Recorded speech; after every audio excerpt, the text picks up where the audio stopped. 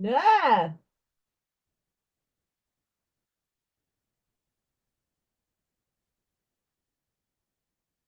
Hi guys, this is Allison from Alleycat Creations. How are you?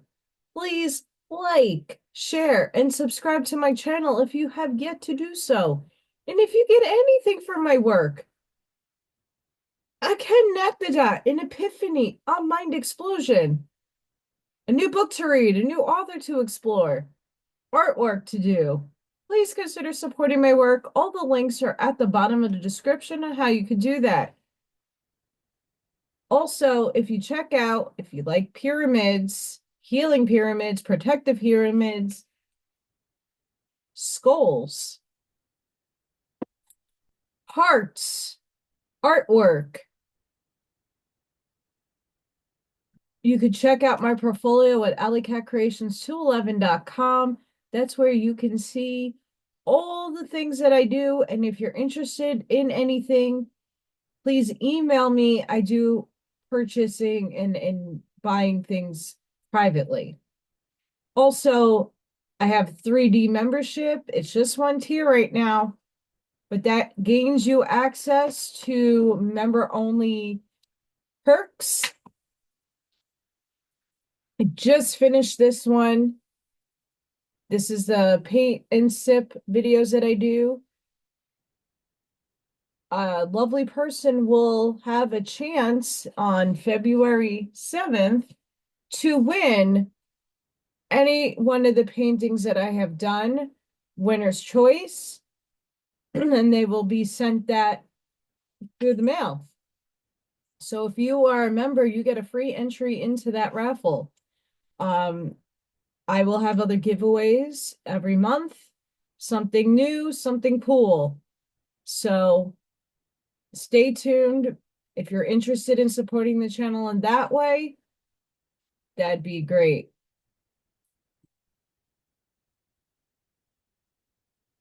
The Urantia book. I'm going to have to take a paintbrush here to keep my words going. I'm also a little stuffy and under the weather. We're going to read paper 87, Ghost Cults. The ghost cult evolved as an onset of the hazards of bad luck. Its primitive religious observances were the outgrowth of anxiety about bad luck and of the inordinate fear of the dead. None of these early religions had much to do with the recognition of deity or with reverence for the superhuman. Their rites were mostly negative, designed to avoid, expel, or coerce ghosts. The ghost cult was nothing more nor less than insurance against disaster. It had nothing to do with investment for higher and future returns. Man has had a long and bitter struggle with the ghost cult. Nothing in human history is designed to excite more pity than this picture of man's abject slavery to ghost spirit fear. With the birth of this very fear, mankind started on the upgrade of religious evolution. Human imagination cast off from the shores of self and will not again find anchor until it arrives at the concept of true deity, a real God. Ghost fear. Death was feared because death meant the liberation of another ghost from its physical body. The ancients did their best to prevent death, to avoid the trouble of having to contend with a new ghost. They were always anxious to induce the ghost to leave the scene of death, to embark on the journey to dead land. The ghost was feared most of all during the supposed transition period between its emergence at the time of death and its later departure for the ghost's homeland, a vague and primitive concept of pseudo-heaven. Though the savage credited ghosts with the supernatural powers, he hardly conceived of them as having supernatural intelligence. Many tricks and stratagems were practiced in an effort to hoodwink and deceive the ghosts.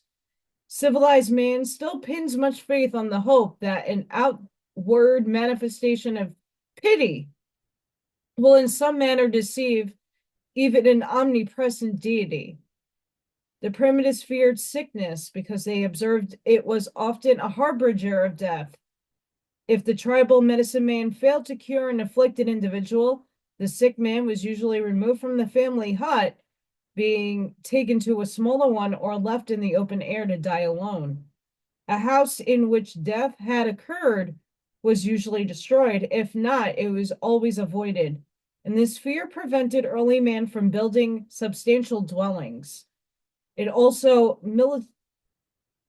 militated against the establishment of permanent villages and cities. The savages sat up all night and talked when a member of the clan died. They feared they too would die if they fell asleep in the vicinity of a corpse. Contagion from the corpse substantiated the fear of the dead, and all peoples at one time or another have employed elaborate purification ceremonies designed to cleanse an individual after contact with the dead. The ancients believed that light must be provided for a corpse. A dead body was never permitted to remain in the dark. In the 20th century, candles are still burned in death chambers, and men sit up with the dead. So-called civilized man has hardly yet completely eliminated the fear of dead bodies from his philosophy of life. But despite all this fear, men still sought to trick the ghost. If the death hut was not destroyed, the corpse was removed through a hole in the wall, never by way of the door. These measures were taken to confuse the ghost, to prevent its tarrying, and to inspect against its return. Mourners also returned from a funeral by a different road, lest the ghost follow. Backtracking and scores of other tactics were practiced to ensure that the ghost would not return from the grave. The sexes often exchanged clothes in order to deceive the ghost. Mourning costumes were designed to disguise survivors, later on to show respect for the dead and then thus appease the ghost. Ghost placation, something of that nature. That's not coming out of my mouth. In religion, the negative program of ghost placation long preceded the positive program of spirit coercion and supplication. The first acts of human worship were phenomena of defense, not reverence. Modern man deems it wise to insure against fire, so the savage thought it the better part of wisdom to provide insurance against ghost bad luck. The effort to secure this protection constituted the techniques and rituals of the ghost cult. It was once thought that the great desire of a ghost was to quickly lay so that it might proceed undisturbed to dead land. Any error of commission or omission in the acts of the living in the ritual of laying the ghost was sure to delay its progress to ghost land. This was believed to be displeasing to the ghost, and an angered ghost was supposed to be a source of calamity, misfortune, and unhappiness. The funeral service originated in man's effort to induce the ghost soul to depart for its future home. And the funeral sermon was originally designed to instruct the new ghost how to get there. It was the custom to provide food and clothes for the ghost journey, these articles being placed in or near the grave. The savage believed that it required from 3 days to a year to lay the ghost, to get it away from the vicinity of the grave. The Eskimos still believe that the soul stays with the body 3 days. Silence or mourning was observed after a death, that the ghost would not be attracted back home. Self-torture wounds was a common form of mourning. Many advanced teachers tried to stop this, but they failed. Fasting and other forms of self-denial were thought to be pleasing to the ghosts, who took pleasure in the discomfort of the living during the transition period of lurking about before their actual departure for deadland. Long and frequent periods of mourning inactivity were one of the great obstacles to civilization's advancement. Weeks and even months of each year were literally wasted in this non-productive and useless mourning. The fact that professional mourners were hired for funeral occasions indicates that mourning was a ritual, not an evidence of sorrow. Moderns may mourn the dead out of respect and because of bereavement, but the ancients did this out of fear. The name of the dead were never spoken. In fact, they were often banished from the language. These names became taboo, and in this way, the languages were constantly impoverished. This eventually produced a multiplication of symbolic speech and figurative expression, such as the name of the day one never mentions. The ancients were so anxious to get rid of a ghost that they offered it everything which might have been desired during life. Ghosts wanted wives and servants. A well-to-do savage expected that at least one slave wife would be buried alive at his death. It later became the custom for a widow to commit suicide on her husband's grave. When a child died, the mother, aunt, or grandmother was often strangled in order that an adult ghost may accompany and care for the child ghost. And those who thus gave up their lives usually did so willingly indeed. Had they lived in violation of custom, their fear of ghost wrath would have denuded life of such few pleasures as the primitives enjoyed. The Vikings did this. It was customary to dispatch a large number of subjects to accompany a dead chief. Slaves were killed when their master died, that they might serve him in ghost land. The Boreans still provide a courier companion. A slave is speared to death to make the ghost journey with his deceased master. Ghosts of murdered persons were believed to be delighted to have the ghosts of their murderers as slaves. This notion motivated men to head hunting. Ghosts supposedly enjoyed the smell of food. Food offerings at a funeral feast were once universal. The primitive method of saying grace was before eating to throw a bit of food into the fire for the purpose of appeasing the spirits while mumbling a magic formula. Pouring a 40 out for the homies. The dead were supposed to use the ghosts of tools and weapons that were theirs in life. To break an article was to kill it, thus releasing its ghost to pass on for service in Ghostland. Property sacrifices were also made by burning or burying. Ancient funeral wastes were enormous. Later races made paper models and substituted drawings for real objects and persons in these death sacrifices. It was a great advance in civilization when the inheritance of kin replaced burning and burying of property. The Iroquois Indians made many reforms in funeral waste, and this conservation of property enabled them to become the most powerful of the northern red men. Modern man is not supposed to fear ghosts, but custom is strong, and such terrestrial wealth is still consumed on funeral rituals and death ceremonies. Ancestor worship. The advancing ghost cult made ancestor worship inevitable since it became the connecting link between common ghosts and the higher spirits, the evolving gods. The early gods were simply glorified departed humans. Ancestor worship was originally more of a fear than a worship, but such beliefs did definitely contribute to the further spread of ghost fear and worship. Devotees of the early ancestor ghost cults even feared to yawn lest a malignant ghost enter their bodies at such a time.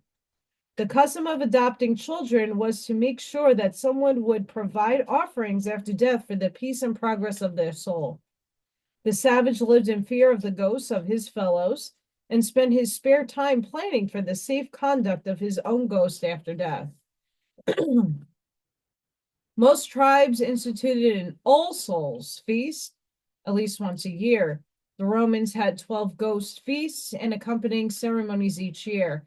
Half the days of the year were dedicated to some sort of ceremony associated with these ancient cults.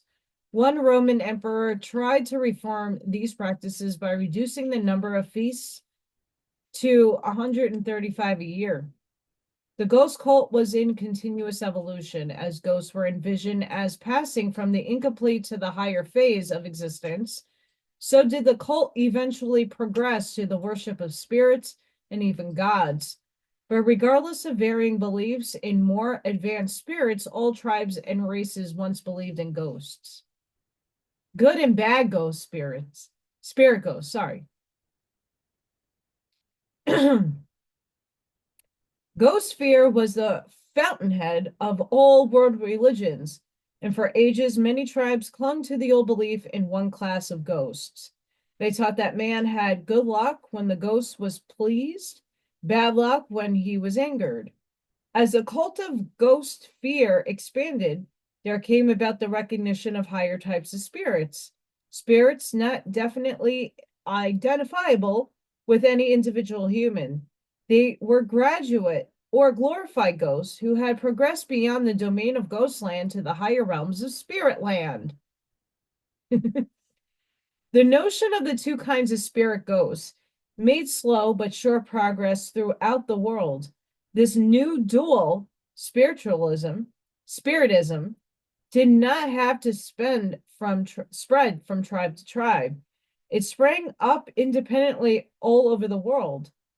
In influencing the expanding evolutionary mind, the power of an idea lies not in its reality or reasonableness, but rather in its vividness and the universality of its ready and simple application. Still later, the imagination of man envisioned the concept of both good and bad supernatural agencies. Some ghosts never evolved to the level of good spirits.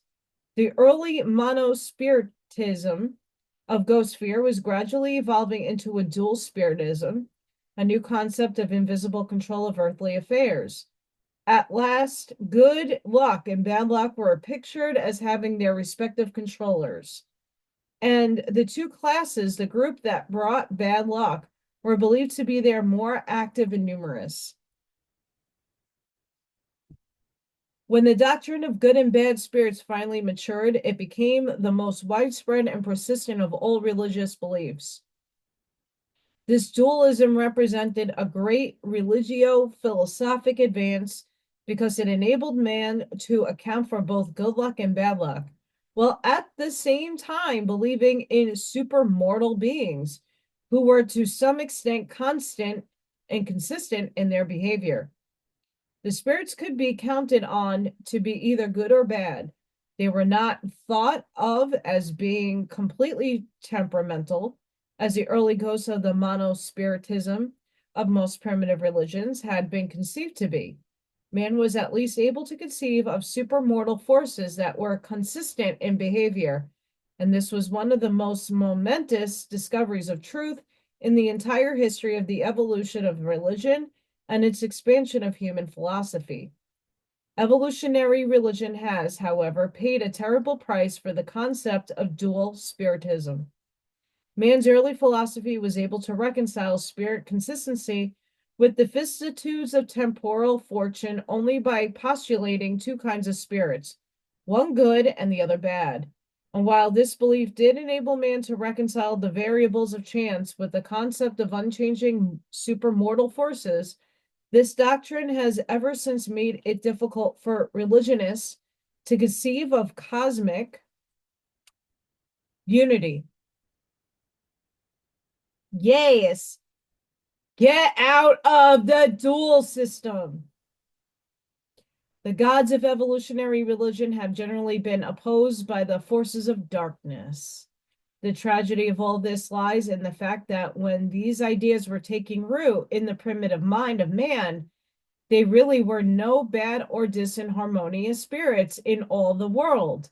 Such an unfortunate situation did not develop until after the Caligastic rebellion and only persisted until Pentecost.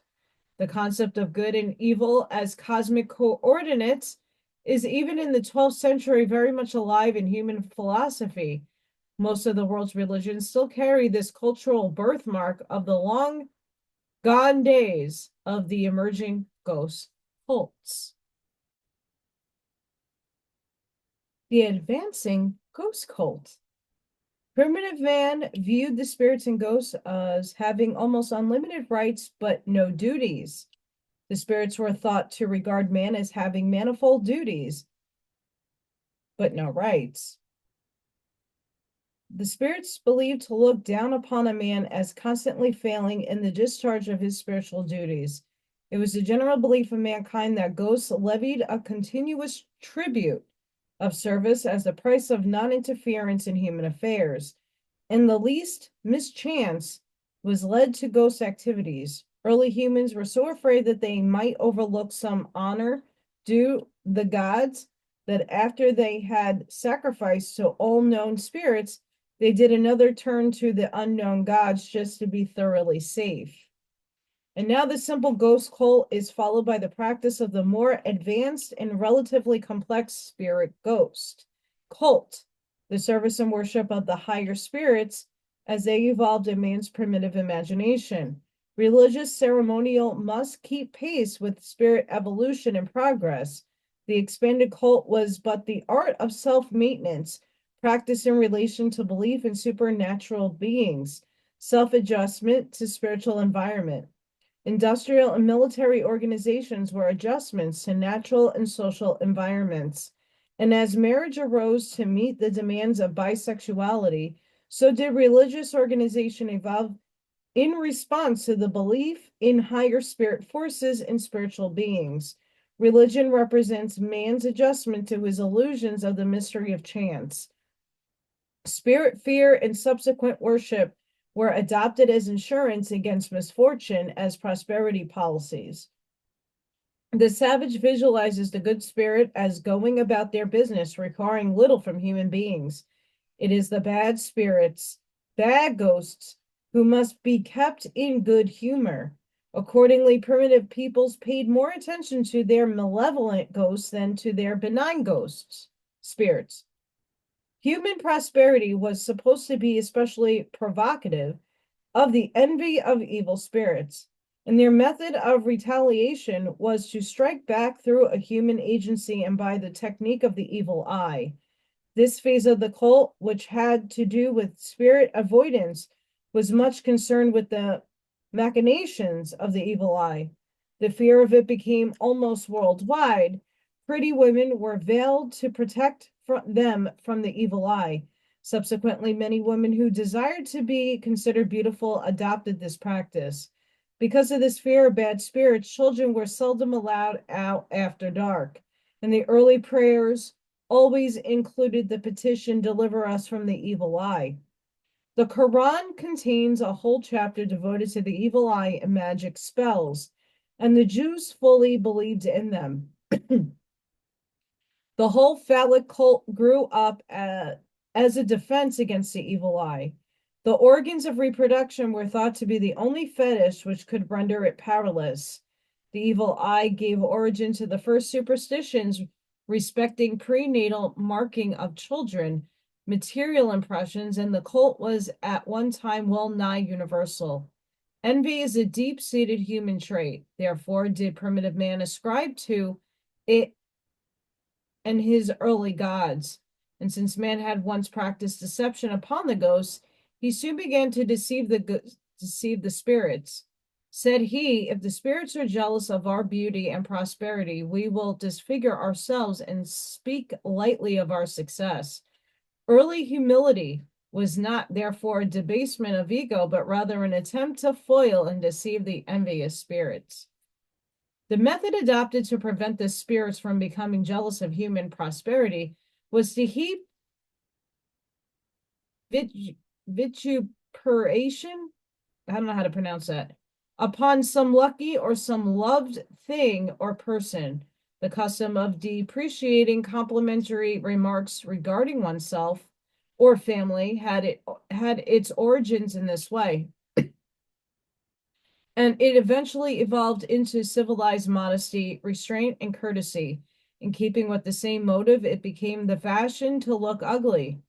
Beauty aroused the envy of spirits. It betokened sinful human pride. The savage sought for an ugly name. This feature of the cult was a great handicap to the advancement of art, and it long kept the world somber and ugly. Under this spirit cult, life at best a gamble, the result of spirit control. One's future was not the result of effort, industry, or talent, except as they might utilize to influence the spirits. The ceremonies of spirit propagation constituted a heavy burden, rendering life tedious and virtually unendurable. From age to age, from generation to generation, race after race has sought to improve this super ghost doctrine, but no generation has ever yet dared to wholly reject it. The intention and will of the spirits were studied by means of omens, oracles, and signs, and these spirit messages were interpreted by divination, soothsaying, magic, ordeals, and astrology. The whole cult was a scheme designed to placate, satisfy, and buy off the spirits through the disguised bribery. And thus there grew up a new and expanded world philosophy consisting in duty, those things which must be done to keep the spirits favorably disposed, at least neutral. Right, the correct conduct and ceremonies designed to win the spirits actively to one's interests. Truth, the correct understanding of and attitude towards spirits, and hence toward life and death. It was not merely out of curiosity that the ancients sought to know the future. They wanted to dodge ill luck. Divination was simply an attempt to avoid trouble. During these times, dreams were regarded as prophetic, while everything out of the ordinary was considered an omen. And even today, the civilized races are cursed with the belief in signs, tokens, and other superstitious remnants of the advancing ghost cult of old. Slow, very slow, is man to abandon those methods whereby he so gradually and painfully ascended the evolutionary scale of life. I still practice. Coercion and exorcism. When men believed in ghosts only, religious ritual was more personal, less organized, but the recognition of higher spirits necessitated the employment of higher spiritual methods in dealing with them. This attempt to improve upon and to elaborate the technique of spirit propagation led directly to the creation of defenses against the spirits.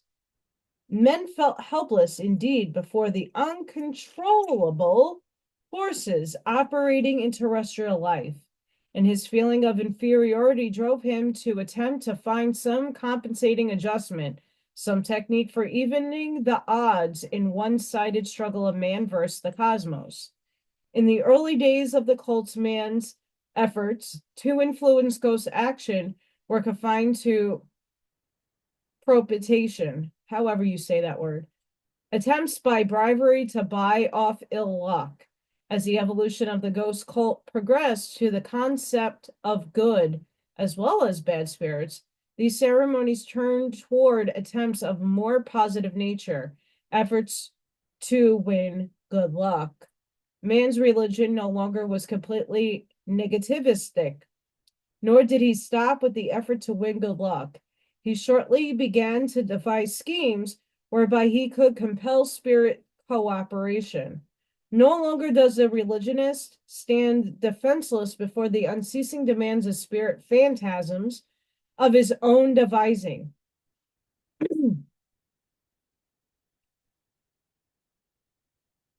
The savage is beginning to invent weapons wherewith he may coerce spirit action and compel spirit assistance. Man's first efforts at defense was directed against the ghosts. At the ages past, the living began to devise methods in resisting the dead. Many techniques were developed for frightening ghosts and driving them away, among which may be cited for the following: cutting off the head and tying up the body to the grave, stoning the death house, castration or breaking the legs of the corpse, buying understones, one origin of the modern tombstone, cremation, a later day invention to prevent ghost trouble, casting the body into the sea, exposure of body to be eaten by wild animals. Oh boy. Ghosts were supposed to be disturbed and frightened by noise, shouting, bells, and drums drove them away from the living. And these ancient methods are still in vogue at wakes for the dead. Foul-smelling concoctions were utilized to banish unwelcome spirits. Hideous images of the spirits were constructed so that they would flee in the haste when they beheld themselves. It was believed that dogs could detect the approach of ghosts, and that they gave warning by howling. The cocks would crow when they were near. The use of a cock as a weather vane is a perpetuation of this superstition. Water was regarded as the best protection against ghosts. Holy water was superior to all other forms. Water in which the priests had washed their feet, both fire and water were believed to constitute impassable barriers to ghosts. The Romans carried water 3 times around the corpse. In the 12th century, the body is sprinkled with holy water, and hand washing at the cemetery is still a Jewish ritual. I can contest to that. It is. Baptism was a feature of the later water ritual. Primitive bathing was a religious ceremony. Only in recent times had bathing become a sanitary practice. But man did not stop with ghost coercion. Through religious ritual and other practices, he was soon attempting to compel spirit action. Exorcism was the employment of one spirit to control or banish the other. And these tactics were also utilized for frightening ghosts and spirits. The dual spiritism concept of good and bad forces offered men ample opportunity to attempt to pit one agency against the other. For if a powerful man could vanish a weaker one, then certainly a strong spirit could dominate an inferior ghost. The primitive cursing was a coercive practice designed to overawe minor spirits. Later, this custom expanded into the pronouncing of curses upon enemies. It was long believed that by reverting to the usages of the more ancient Moors, the spirits and demigods could be forced into desirable action. Modern man is still guilty of the same procedure. You address one another in common everyday language, but when you engage in prayer, you resort to the older style of another generation, the so-called solemn style. This doctrine also explains many religious ritual reversions of sex nature, such as temple prostitution. These reversions to primitive customs were considered sure guards against many calamities. And with these simple-minded peoples, all such performances were entirely free from what modern man would term promiscuity. Next came the practice of ritual vows, soon to be followed by religious pledges and sacred oaths. Most of these oaths were accomplished by self-torture and self-mutilation. Later on, by fasting and prayer. Self-denial was subsequently looked upon as being a sure coercive. This was especially true in the matter of sex suppression. And so primitive man early developed and decided austerely in his religious practices, a belief in the efficiency of self-torture and self-denial as rituals capable of coercing the unwilling spirits to react favorably toward all such suffering and deprivation. Modern man no longer attempts openly to coerce the spirits through the still evinces a disposition to bargain with deity. And he still swears, knocks on wood, and crosses his fingers, and follows exportation with some trite phrase, once in a magical formula. Nature of cultism. The cult type of social organization persisted because it provided a symbolism for the preservation and stimulation of moral sentiments and religious loyalties. The cult grew out of the tradition of old families and was perpetuated as an established institutions. All families have a cult of some sort. Every inspiring ideal grasps for some perpetuating symbolism. Seek some technique for cultural manifestation, which will ensure survival and augment realization, and the cult achieves this end by fostering and gratifying emotion. From the dawn of civilization, every appealing movement in social culture or religious advancement has developed a ritual, a symbolic ceremonial. The more this ritual has been an unconscious growth, the stronger it has gripped its devotees. The cult preserves sentiment and satisfied emotions, but it has always been the greatest obstacle to social reconstruction and spiritual progress. Notwithstanding that the cult has always retarded social progress, it is regrettable that so many modern believers in moral standards and spiritual ideals have no adequate symbolism, no cult of mutual support, nothing to belong to. But a religious cult cannot be manufactured, it must grow. And thus, those of the two groups will be identical unless their ritual and arbitrary standardized by authority. The early Christian cult was the most effective, appealing, and enduring of any ritual ever conceived or devised. But much of its value has been destroyed in a scientific age by the destruction of so many of its original underlying tenets. The Christian cult has been devitalized by the loss of many fundamental ideas. In the past, truth has grown rapidly and expanded freely when the cult has been elastic, the symbolism expansible. Abundant truth and an adjustable cult have favored rapidly of social progression. A meaningless cult vitiates religion when it attempts to supplant philosophy and enslave reason. A genuine cult grows. Regardless of the drawbacks and handicaps, every new revelation of truth has given rise to a new cult, and even the restatement of the religion of Jesus must develop a new and appropriate symbolism. Modern man must find some adequate symbolism for his new and expanding ideas, ideals, and loyalties. This enhanced symbol must arise out of religious living, spiritual experience. And this higher symbolism of a higher civilization must be predicted on the concept of the fatherhood of God and be pregnant with the mighty ideal of the brotherhood of man. The old cults were too egocentric. The new must be the outgrowth of applied love. The new cult must, like the old, foster sentiment, satisfy emotion, and prototype loyalty. But it must do more. It must facilitate spiritual progress, enhance cosmic meanings, augment moral values, encourage social development, and stimulate a high type of personal religious living. The new cult must provide supreme goals of living, which are both temporal and eternal, social and spiritual. I agree with a lot of this. No cult can endure and contribute to the progress of social civilization and individual spiritual attainment unless it is based on the biologic, sociologic, and religious significance of the home. A surviving cult must symbolize that which is permanent in the presence of unceasing change, and must glorify that which unifies the stream of ever-changing social metamorphosis.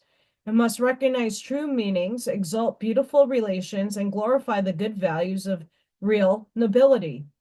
But the real difficulty of finding a new and satisfying symbolism is because modern men, as a group, adhere to the scientific attitude, eschew superstitions, and abhor ignorance.